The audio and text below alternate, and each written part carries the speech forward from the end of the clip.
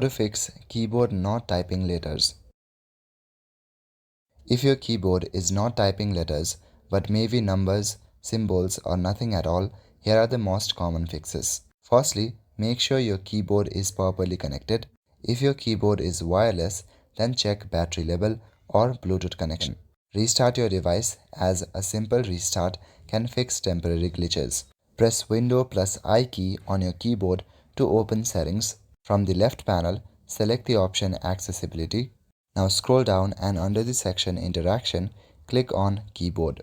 At the top, you will see three options: Sticky Keys, Filter Keys and Toggle Keys.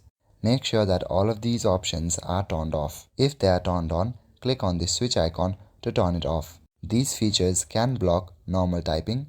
Also, try to update or reinstall keyboard drivers. To do this, press Windows plus X key on your keyboard.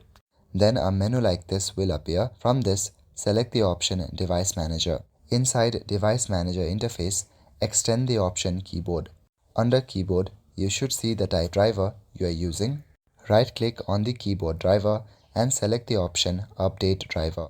After doing this much, your problem should be fixed. So that's all for today. Thank you.